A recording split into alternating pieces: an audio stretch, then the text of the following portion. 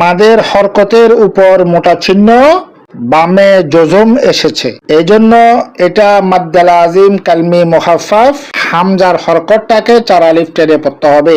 আউযু বিল্লাহি মিনাশ শাইতানির রাজিম। বিসমিল্লাহির রহমানির রহিম। সম্মানিত ভাই বোনেরা, আসসালামু আলাইকুম ওয়া রাহমাতুল্লাহি ওয়া বারাকাতুহু। 41 নং পর্বে আমরা মাদ্দে লাজিম হরফে মুসাক্কাল নিয়ে উদাহরণ সহ আলোচনা করেছি। আজকে মাদের তৃতীয় ভাগের তৃতীয় প্রকার মাদ্দে লাজিম কালমি মুখাফফাফ নিয়ে বিস্তারিত আলোচনা করার চেষ্টা করব ইনশাআল্লাহ। ওয়া মা তাওফীকি ইল্লা বিল্লাহ। আর দেরি না করে শুরু করা যাক। আমরা স্ক্রিনে দেখতে পাচ্ছি মাদ্দে লাজিম কালমি মুখাফফাফ। মাদ্দে লাজিম কালমি মুখাফফাফ কাকে বলে? কালিমা, এটা হচ্ছে আরবি শব্দ, যার বাংলা হচ্ছে শব্দ। কালিমায়ে বা শব্দে মাদের হরকতের উপর মোটা চিহ্ন, বামে জজম থাকলে 4 আলিফ টেনে পড়াকে মাদ্দে লাজিম কালমি মুখাফফাফ বলা হয়।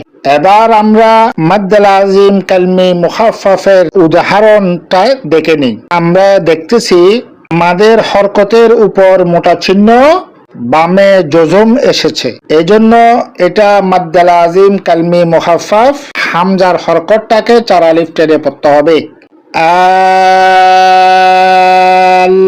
আনা।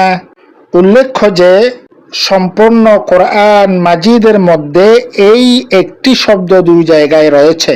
মাদ্দে লাজিম কালমি মুখাফফাফ শুধুমাত্র একটাই, সেটা হচ্ছে আল আনা। রাসূলুল্লাহ সাল্লাল্লাহু আলাইহি ওয়াসাল্লাম বলেন, বাল্লিগু আন্নী ওয়ালাউ আয়া, অর্থাৎ তোমরা আমার পক্ষ থেকে পৌঁছাও যদি তা একটি আয়াতও হয়। এই হাদিসকে মান্য করে লাইক, কমেন্ট ও শেয়ার করে ধর্মপ্রাণ মুসলিম ভাই বোনদের শিকার সুযোগ করে দিই। কেননা আমাদের শেয়ারের ফলে একজন ভাই কিংবা বোন যদি শিখতে পারেন, তাহলে আমরাও সওয়াবের ভাগিদার হব ইনশাআল্লাহ। পরিশেষে বলবো, আমরা যারা ইউটিউব চ্যানেল থেকে দেখছি, চ্যানেলটি সাবস্ক্রাইব করে বেল আইকনটি অন করে রাখুন। আর আমরা যারা ফেসবুক পেজ থেকে দেখছি, পেজটি ফলো করে রাখি, যাতে আমরা পরবর্তী ভিডিওগুলো ধারাবাহিকভাবে দেখে শিখতেও জানতে পারি। আগামী পর্ব দেখার আমন্ত্রণ জানিয়ে এখানে শেষ করছি।